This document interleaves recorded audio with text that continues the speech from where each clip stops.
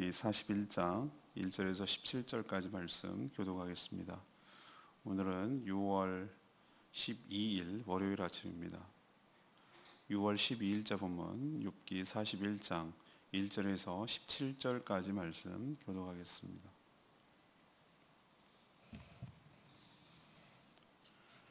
네가 낚시로 리워야단을 끌어낼 수 있겠느냐? 노끈으로 그 혀를 맬 수 있겠느냐? 너는 밧줄로 그 코를 꿰 수 있겠느냐? 갈고리로 그 아가미를 꿰 수 있겠느냐? 그것이 어찌 내게 계속하여 간청하겠느냐? 부드럽게 내게 말하겠느냐? 어찌 그것이 너와 계약을 맺고 너를 그를 영원한 종으로 삼겠느냐? 내가 어찌 그것을 새를 가지고 놀듯 하겠으며 내 여종들을 위하여 그것을 메어 두겠느냐? 어찌 장사꾼들이 그것을 놓고 거래하겠으며 상인들이 그것을 나누어 가지겠느냐? 내가 능히 많은 창으로 그 가죽을 찌르거나 작사를 그 머리에 꽂을 수 있겠느냐?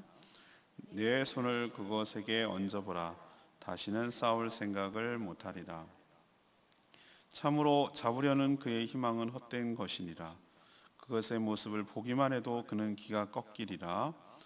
아무도 그것을 격동시킬 만큼 담대하지 못하거든 누가 내게 감히 대항할 수 있겠느냐? 누가 먼저 내게 주고 나로 하여금 갚게 하겠느냐? 온 천하에 있는 것이 다 내 것이니라. 내가 그것의 지혜와 그것의 큰 용맹과 늠름한 체구에 대하여 잠잠하지 아니하리라. 누가 그것의 겉가죽을 벗기겠으며 그것에게 겹재갈을 물릴 수 있겠느냐? 누가 그것의 턱을 벌릴 수 있겠느냐? 그의 둥근 이틀은 심히 두렵도다. 그의 질비한 비늘은 그의 자랑이로다. 튼튼하게 봉인하듯이 닫혀 있구나. 그것들이 서로 달라붙어 있어 바람이 그 사이에 지나가지 못하는구나. 서로 이어져 붙었으니 능히 나눌 수도 없구나. 아멘.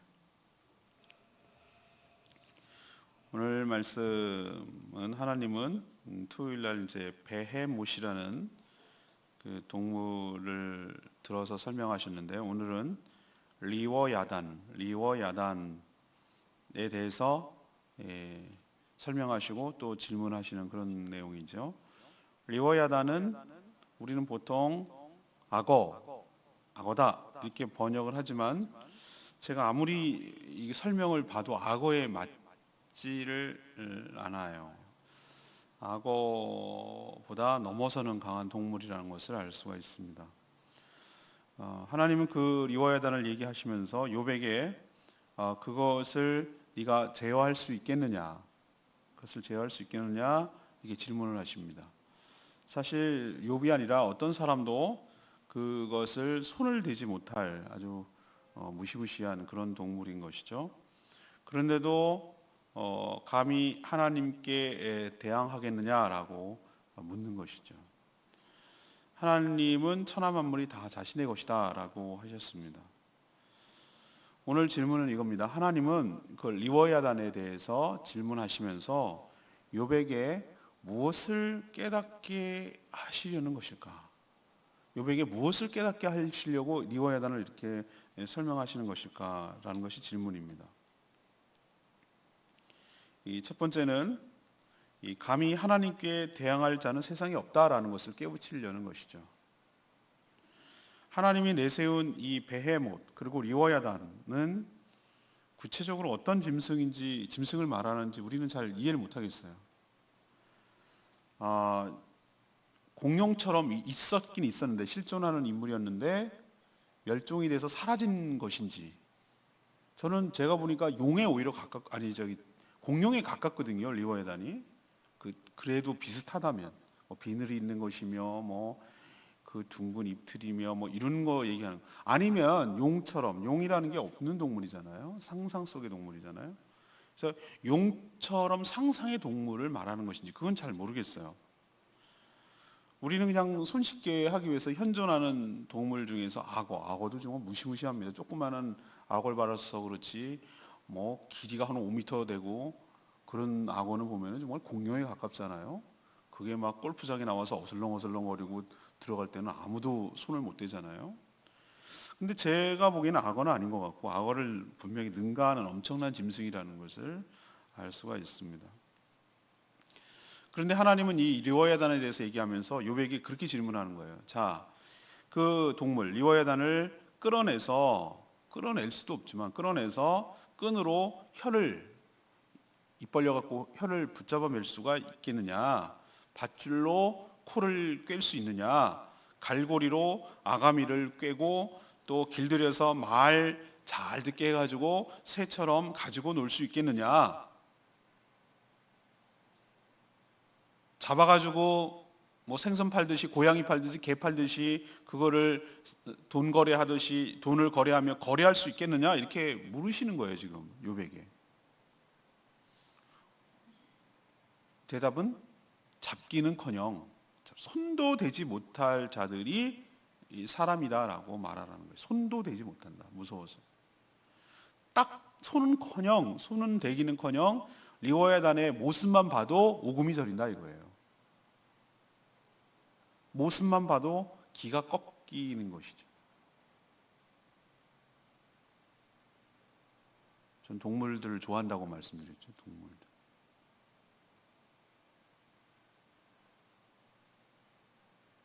그 동물의 실험을 하는데 호랑이잖아요.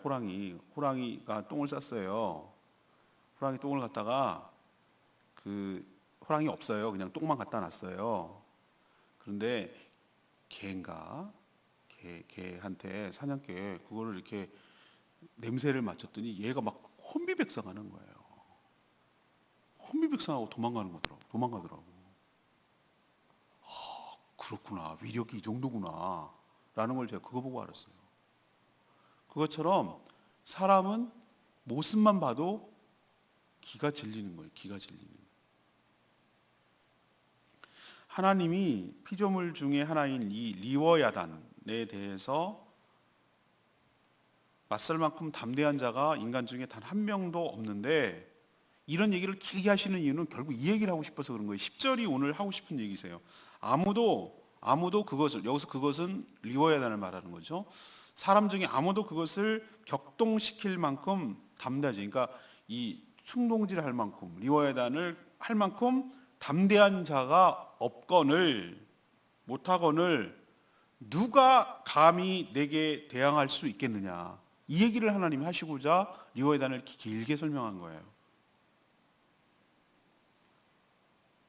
욥은 전에 하나님이 나타나셔서 자신의 질문에 대해서 대답하실 차례라고 이렇게 하나님 앞에 당당하게 요구를 했어요. 자기는 의로운데 지금 부당한 대우를 받고 있다는 식으로 얘기를 했어요. 근데 오늘 하나님께서 뭐라고 얘기합니까? 피조물 중에 하나인 리워야단 앞에서도 꼼짝도 못하는 것들이 감히 하나님께 대항하고 대들고 따지고 그러는 너는 누구냐는 거예요. 하나님께서 묻는 거예요. 자신의 한계와 무지를 인정하는 것이 바로 지혜입니다. 그래서 잠언, 시편에 있는 수많은 기록한 자들은 하나님을 경외함이 지혜의 근본입니다 라고 말을 하는 것이죠. 하나님을 경외하는 것, 두려워하면서 삼가 조심하며 사는 삶의 태도가 그게 바로 바보거나 유약하거나 모자라거나 그런 게 아니고 얘가 진짜로 현명하고 똑똑하고 지혜로운 삶을 살아가는 것이다 그 뜻이에요. 그러니까 그게 지혜의 근본이라고 말하는 거예요. 그렇게 살아가는 삶의 태도가 거기서부터 지혜가 나온다는 거예요. 뭐 우리도 그럴 일은 없지만 하나님께 어제 주일날도 설교했지만 하나님께 대항할 자가 세상에 없다는 거 알고 그 앞에서 겸손하게 그 앞에서 겸비한 태도로 살아가는 저와 여러분 되기를 소망합니다. 두 번째 얘기는 감히 자기 것이라고 말할 자는 세상에 없다. 이것을 깨우치려는 것이죠. 타락한 인간은 은혜로 시작했다가 공로로 마치는 경우가 상당히 많습니다. 우리나라 속담에 그거 있잖아요. 인간의 심리를 잘 표현하는 거. 물에 빠진 사람 건져줬더니 뭐 내놔라? 보따리 내놔라. 그런 식으로 하는 거예요. 낙타하시죠, 낙타? 낙타가 텐트 안에 들어올 때 처음에는 대가리부터 이렇게 밉니다. 그리고 점점 들어와가지고 주인 내쫓고 지가 텐트 차지한다 이 말이에요. 이게 인간의 모습, 패역한 모습을 잘 보여주는 것이에요. 처음에는 받는 은혜에 감사하고 감격합니다. 그러나 나중에는 서서히 시간이 지나면 교만하는 사람일수록 그것이 빨라요. 시간이 빠르단 말입니다. 죽어가는 것들 건져가지고 집에 데려와서 키워주고 먹여주고 종으로 썼더니 지가 그 집 자식이로 생각한다 이 말이에요. 주인을 엎어버리고 지가 그 집 차지하려고 그런다 이 말이에요. 이게 인간이라 이거예요. 나중에는 자신이 그런 호의를 당연히 받아야 되고 받을 만한 자격도 있는, 그리고 한 일도 있는 그런 존재라고 착각하는 게 인간이에요. 여기 누구도 예외가 없어요. 다 그래요. 자신이 뭔가 하나님께 드린 것이 있고 한 일이 있다는 식으로 생각을 하는 경향이 강해요. 이게 부패한 죄성 때문에 그래요. 욥은 고난을 받으면서 자신은 이런 고난을 받을 만한 이유가 없는데 부당한 지금 대우를 받고 있다. 그래서 억울하다라고 얘기를 했어요. 우리도 그 입장에 서면 여러분이라면 욥이라면 어떻게 하시겠어요? 욥보다 더한 반응을 보이지 않겠어요? 억울해 미치겠다고 얘기하지 않겠어요? 얼마나 억울하고 답답하겠어요? 그렇지만 그가 천상에서 자기 이 세계가 아닌 욥이 사는 세계가 아닌 다른 세계, 영의 세계죠. 영의 세계. 수족관으로 칠까요? 수족관 안에서 일어나는 세계가 아니고 수족관 밖에서 일어나는 이야기. 그게 우리는 천상의 세계라고 보통 부르잖아요. 하늘의 세계. 거기에서 하나님과 천사가 사이에서 일어난 일들을 알고 있을까요? 욥이? 모른단 말이에요. 몰라요. 우리는 자꾸 이 세계가 전부라고 생각하는데 아니요. 이 세계와 다른 세계가 있다고요.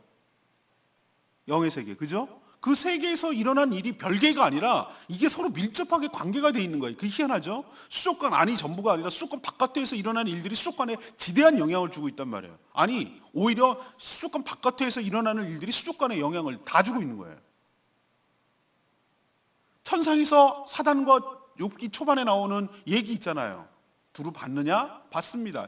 욥이라는 자 받느냐? 받습니다. 제가 괜히 하나님한테 잘할 것 같아요? 사단이 일러봐요. 왜 이런 짓이에요? 맨날 이런. 잘해주니까 그런 거예요. 다 끊어보세요. 하나님 원망할걸요? 정말? 한번 그러면 이거는 해봐야 아는 거잖아요. 진짜로 해봐야 아는 거잖아요. 그런 일을 욥이 알겠느냐 말이죠. 모르는 거예요. 모른다고요. 우리 인생이 다 몰라요. 수족관 안에서 일어나는 물고기들이 왜 이런 일이 일어나는지 몰라요. 근데 수족관 바깥에서는 그걸 이해를 해요. 다 알고 있어요. 통제를 하고 있고. 제가 여러 번 말씀드렸잖아요. 인생은 이해돼서 사는 거 아니라고. 이해되지 않아요. 죽을 때까지 이해되지 않아요. 하나님 앞에 서서 이해될 거예요. 우리가 수족관에 살다가 수족관 밖에 나갔을 때, 하나님의 영의 세계에 들어가게 됐을 때, 그런 존재가 됐을 때 비로소 그 모든 상황이, 사실들이 왜 그랬는지 이해가 될 날이 올 거예요. 그렇지만 지금 살아가는 동안엔 절대 이해할 수 없어요. 물론 이해되는 것도 있어요. 그렇지만 다 이해되지 않는다고. 그러나 뭐 때문에 사는 거라고? 우리 성도들은 뭐 때문에 사는 거라고? 이해돼서 사는 것이 아니라 무엇으로 사는 거라고요? 믿음으로 사는 거예요. 어떤 믿음? 제가 말씀드렸잖아요. 절대로 부정해서는 안 되는 하나님에 대한 신뢰. 하나님이 살아계시다. 하나님은 선하시다. 하나님 나를 위해서 지금도 일하신다. 가장 좋은 길로 나를 인도해 가신다. 내가 상황이 이해되지 않아도 그 믿음을 가지고 살아가는 거라 이 말이죠.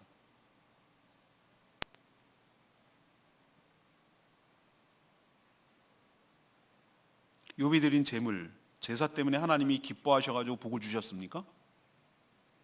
그렇게 생각하십니까? 그렇다면 우리는 은혜가 아니라 그건 공로에 빠지는 것이에요. 욥기 1장 2장에 나오는 대로 욥이 하나님께 제사를 잘 드렸기 때문에 하나님 아이고 이뻐라 그러셨습니까? 하나님 제물 못 받아가지고 막 안달하십니까? 소고기, 양고기, 때로는 비둘기 이런 고기 향기에 너무 좋아 향기 이거에 너무 막 급하셔가지고 그거 잘 향기 좋다고 그걸 좋아가지고 만족하셔서 복을 주시는 그런 분입니까? 하나님은 자기 공로의식에 빠진 욥을 책망하셨어요. 네가 아무것도 잘못한 것이 없어서 고난을 당하는 것이 부당하다고? 하나님은 뭐든지 하실 수 있는 분이에요. 피조물이에요. 우리는 그분이 창조주고. 그러면서 도자기 비유를 하시잖아요. 토기장이들 참 가마에다 굽고 도자기 구워가지고 다 넣는데 불 잘 떼가지고 했는데 내가 보기엔 멀쩡하구만. 아니야 막 그러면서 막 그 가끔 나오잖아. 아니야 그러면서 막 폭 깨버리고 아이고 갖고 오라 나 그냥 갖다 주기만 해도 고맙겠고 그러냐 내 명성에 먹칠한다 이거 폭 깬단 말이야. 그렇게 깰 수 있는 거는 누구만이 할 수 있는 거죠? 그걸 만든 자만이 할 수 있는 것이에요. 그걸 깬다고 한들 도자기 입장에서 왜 나 깨요? 뭐라도 쓰시지 이렇게 항변할 수 있겠느냐라고 하나님께 물어요. 그 비유를 들어서 우리가 그런 존재라고 그러죠. 굉장히 착각을 하는 경우가 있어요. 그분이 주인이고요. 그분이 우리의 모든 생사 열타권을 다 갖고 있어요. 그래서 우리가 어떻게 우리에게 실은 부당한 처분을 내린다고 해도 우리는 할 말이 없어요. 그분의 피조. 그런데 그런 분이 아니라는 건 우리 알고 있지만 우리는 네가 한 일도 없고 잘못이 없는데 부당한 대우를 받는다고 네가 그렇게 말할 자격이 있느냐? 하나님께 지금 묻는 거예요. 근데 사실은 하나님이 부당한 것이 아니었죠. 그 위에 천상에서는 그런 일이 있었기 때문에 이런 일이 벌어졌다는 것을 모르고 있는 것이죠. 하나님께 제사를 잘 드리고 경건하게 살았으니 이제는 하나님이 나한테 이러시는 건 아니고 하나님이 나한테 잘 해줘야 될 책임이 있다, 의무가 있다라고 말하는 게 이게 거래하는 거예요. 하나님과 거래하는 것이죠. 하나님과 대등한 관계에서 내가 이만큼 했으니 이게 샤머니즘의 원리예요. 내가 치성을 들여서 드렸으니 신은 나한테 노하지 말고 화를 막아주고 복을 줘야 된다라는 이런 식의 거래, 이것이 하나님과도 통한다고 생각을 하는 것이에요. 근데 오늘 하나님께서 얘기하는 것은 11절에 얘기를 하려고 이 얘기 11절에 이렇게 해요. 누가 먼저 내게 주고 나로 하여금 갚겠느냐. 누가 먼저 나한테 줘놓고 나로 하여금 하나님으로부터 갚아달라고 말할 수가 있겠느냐라고 질문하는 거예요. 왜 근데 그게 질문이 틀린 질문이냐면 천하 만물 모든 것이 다 누구 거라고요? 하나님 거다 이거예요. 네 게 어딨냐는 거예요. 네 것이 어디 있느냐라고 묻는 거예요. 없어요. 내 것은 오리지널 내 것은 없어요. 내 자체가 하나님이 주신 것인데 나에게 이 땅에 생명을 빛을 보게 해서 이 땅에 태어난 것 생명 자체도 하나님이 주신 것. 여러분 아기 태어났을 때 잘 봤죠? 딱 태어났을 때 아무것도 맨살로 태어나지 뭐. 엄마가 옆에 있어서 똥 싸면 기저귀 갈아줘, 젖병에다 물려줘, 유모차 태워줘, 모빌 달아줘. 어느 게 네게 있어? 내가 벌었는데요. 그래? 그럼 그 오리지널 그게 어디서 났냐는 거지. 내 것은 없어요. 오늘 하나님 말씀이 그거예요. 다 내 거다 이거야. 다 내 거. 근데 네 거 가지고 나한테 줬다고? 그러니 넌 나한테 줘야 된다고? 이런 식으로 지금 나한테 거래하는 거냐? 하나님께서 지금 따지시는 거예요.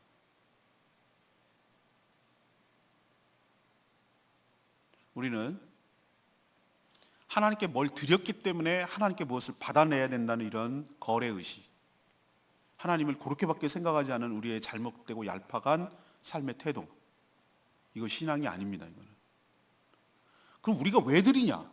왜 드립니까 여러분? 하나님께 은혜에 감사해서. 은혜를 받은 사람이면은 우리도 그래요. 내가 정말 큰 신세를 지고 내가 정말 너무 고마운 사람이라면 나도 뭐라도 좀 해드리고 싶어. 여러분 그런 마음 아시겠죠? 내가 큰 은혜를 입었어. 아니 우리 인간 사이에서도 그렇잖아요. 내가 그렇게 해줄 이유도 없는데 그냥 나한테 너무 잘해 주셨어. 그러면 내가 뭐라도 좀 말이라도 내가 있는 거 뭐라도 좀 그 감사를 표현하고 싶은 마음이 있잖아요. 그런 차원에서 하나님께 드리고 그 감사한 마음을 표현하는 것이지, 내가 더 받아내고 나한테 이거 드리면 나중에 얼마, 몇 배, 두 배 이런 어떤 거래 차원에서 하는 거 아니에요. 11조금을 자꾸 하나님은 오해하고 있는데 뭐라고, 이게 드리면 하나님께서 창고에 쌓을 곳이 없도록 넘치는 복을 줄 거라고 하는데 그거 보고 지금 거래하는 거냐 이 말이에요. 아니에요. 11조 정신이 뭔지 아십니까? 10분의 1을 따로 떼서 드린다는 얘기는 아니에요. 그 전부를 다 드린다는 의미예요. 하나님께로부터 왔으니 하나님께 돌려드린다는 의미로 믿음으로 결단하고 드리는 게 11조지, 내가 요거 떼가지고 투자를 했으니 얼마 건져야지 수익 건져, 이런 사고방식으로 접근해서는 안 된단 말이에요.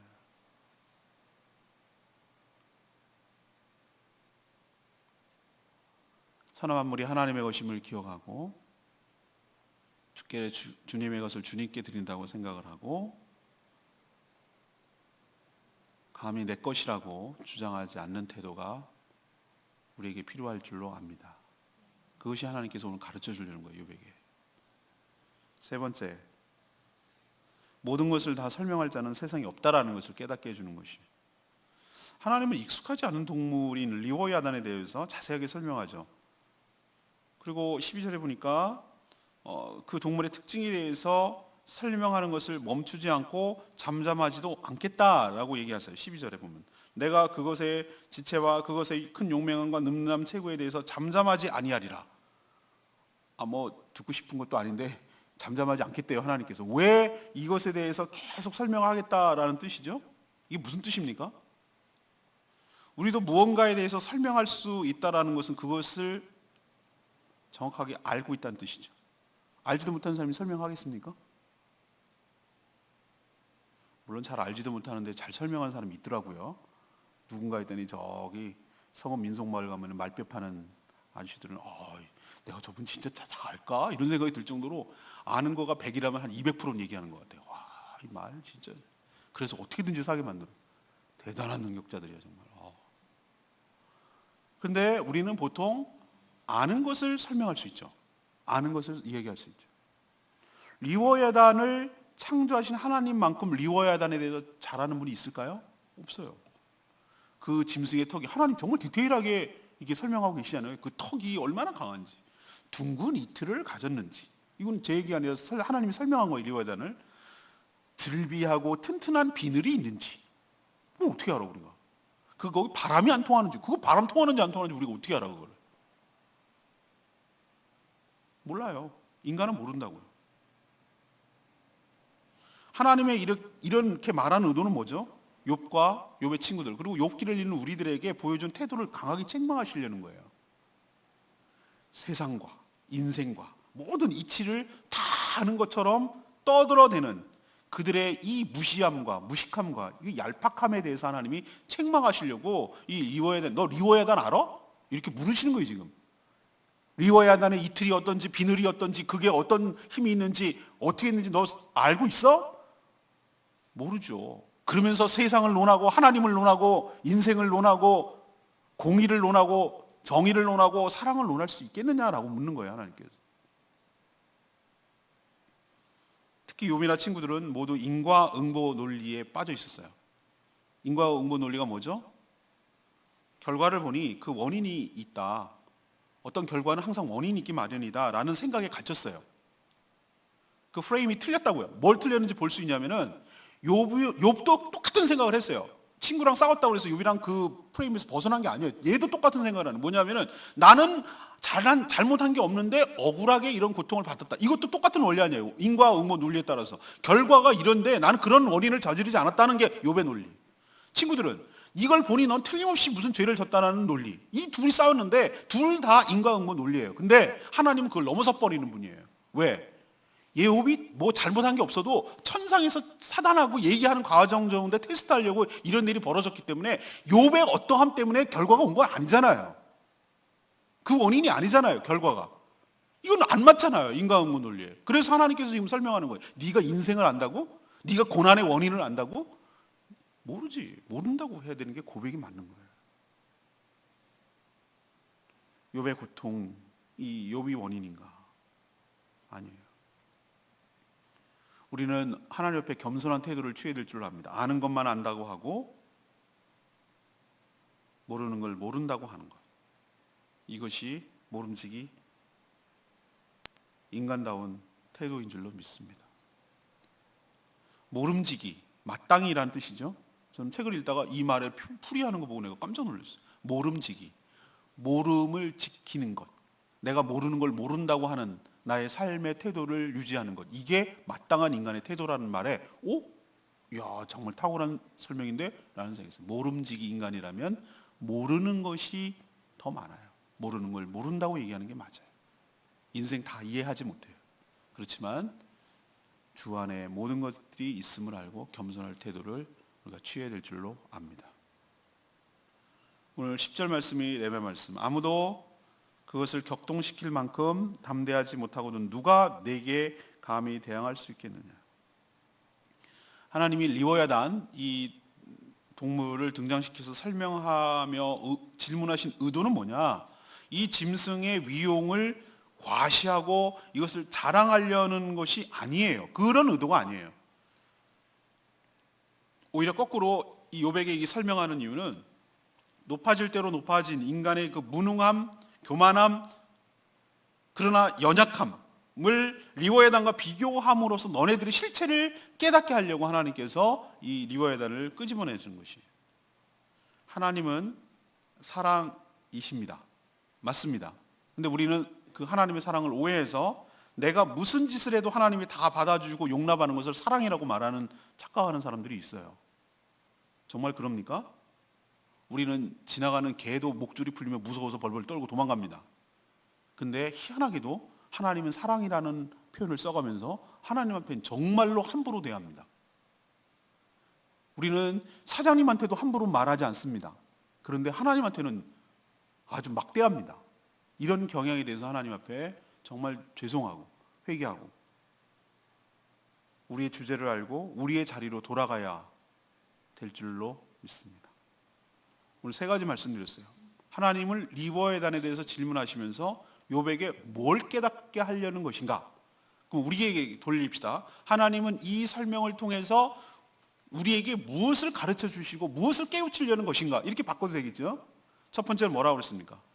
감히 세상에서 하나님을 대항할 자, 따질 자, 대들 자는 한 명도 없다. 그런 태도는 옳지 못하다라는 것을 깨우치려는 것이죠. 두 번째는 감히 세상에 있는 것 중에 자기 것이라고 주장할 수 있는 사람이 단 한 명도 없다. 다 하나님 거다 이거예요. 세 번째는 세상의 모든 이치에 대해서 정확하게 설명을 하고 다 안다고 말할 수 있는 자는 단 한 명도 없다. 하나님만이 모든 것을 아신다 이거예요. 그것을 리워야단을 비유를 통해서 우리에게 설명하고 있는 것이죠. 우리도 하나님이 어떤 분인지 정확하게 알고 거기에 비해서 우리는 어떤 존재인지를 정확하게 깨닫고 그 합당한 태도를 취하며 살아가는 것이 지혜의 근본이고 잘 사는 것임을 기억하시기를 바랍니다. 오늘 말씀 붙들고 기도하기 전에 찬양지 139장 부르고 기도하겠습니다.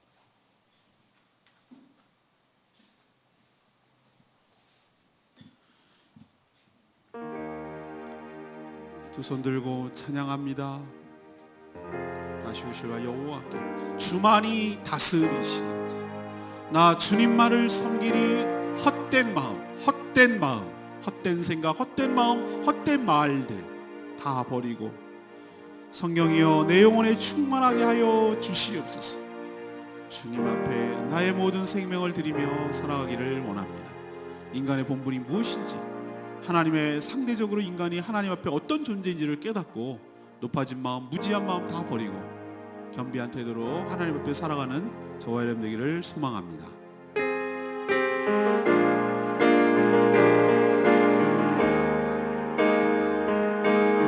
두 손 들고 찬양합니다. 다시 오실 왕 여호와께 오직 주만이 나를 다스리네. 나 주님만을 섬기리.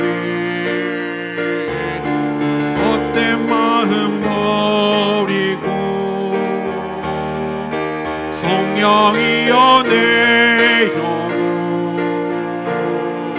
충만하게 하소서. 주님 앞에 내 생명 드리리라. 나 주님만을 섬기리. 헛된 마음 버리고 성령이여 내 영혼 충만하게 하소서. 주님 앞에 내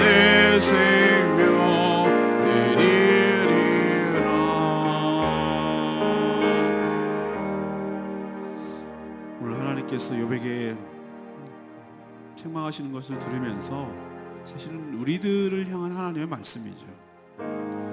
내 비위에 안 맞고 내 생각에 안 맞는 자면 하나님께 따지고 대들고 하나님께 시험 들었어요, 이렇게 함부로 말하는 우리들의 모습. 내 걸 내가 하나님께 드리는데 하나님 너무하는 거 아니에요? 라고 자기 것이 있다고 착각하는 우리들의 모습. 개똥철학을 가지고 세상을 다하고 인생을 달고 하나님을 다한다고 함부로 찌꺼리며 다니며 살아왔던 우리들의 삶의 태도들, 이게 우리의 모습 아닙니까? 하나님 그걸 정확하게 지적하시고 그걸 책망하고 있는 것이고요. 하나님 앞에 선 우리들의 모습을 다시 한번 자각하고 하나님의 합당한 태도를 취하며 내 본분을 지키며 내 자리가 어딘지를 깨닫고 바르게 살아가는 것이 바보가 아니고 유약한 것이 아니고 현명하고 지혜롭고 똑똑하고 잘 사는 길인 줄로 믿습니다. 우리의 높아진 마음을 회개합니다. 함부로 말했던 것 용서를 구합니다. 내 거라고 생각하고 살았던 것 용서를 구합니다. 하나님, 이제 주님만을 섬기며 살아가는 복된 인생 되겠습니다. 다 같이 주여 외치며 나갑니다. 주여, 나 주님만을 섬기리. 헛된 마음 버리고 성령이여 내 영혼 충만하게 하소서. 주님 앞에 내 생명 드리리라.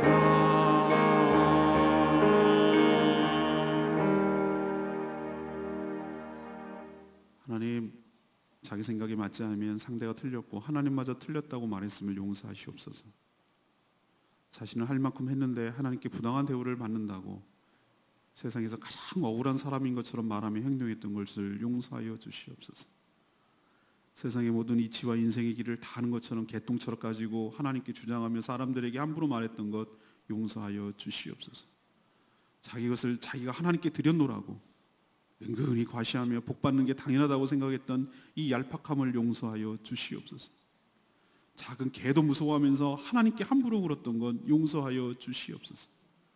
이제 인간의 위치를 깨닫고 인간의 본분에 따라 제자리로 돌아가기를 원합니다. 하나님 앞에서 겸손하게 살게 하여 주시옵소서. 이것이 바보가 아니고 유약하고 모자란 것이 아니라 현명하며 지혜로운 것임을 깨닫고 잘 사는 것임을 깨달았습니다. 하나님 앞에서 내가 누구인지를 알았사오니 인간답게 살게 하여 주시고 하나님 앞에서 올바르게 살게 하여 주시옵소서. 이 한 주간 주님의 은혜로 살기를 원합니다. 은혜 없이면 살 수 없는 저희들, 우리 힘으로 살지 않게 하여 주시옵시고 하나님께 묻게 하여 주시고 하나님을 의지하게 하여 주시고 내 마음대로 하지 않게 하여 주시고 하나님의 뜻 가운데 하나님의 음성을 듣고 그 뜻이 하나님이 기뻐하시는 것이 무엇인지를 고민하며 자기가 손해보고 자기가 내려앉아서 겸손하게 살아가는 저희들 되게 하여 주시옵소서. 오늘도 하나님 앞에 엎드려서 간구하고 기도하는 신음소리를 들어주시옵시고 우리가 무엇 때문이 아니라 하나님 우리가 자녀이기 때문에 들어주시고 우리를 불쌍히 여기시고 우리를 긍휼히 여기시기 때문에 들어주시는 것임을 기억하게 하여 주시옵시고 내가 뭘 했기 때문에 들어주시는 것이 아님을 깨닫게 하여 주시옵소서.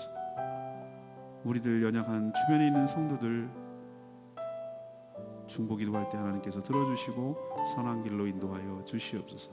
주님께 모든 것 맡겼고 이 한 주간도 주님께 의탁하오며 예수 그리스도의 이름으로 기도합니다. 아멘. 이 한 주간도 주님의 은혜로 살아가는 복된 한 주간 되기를 축복합니다. 기도하겠습니다.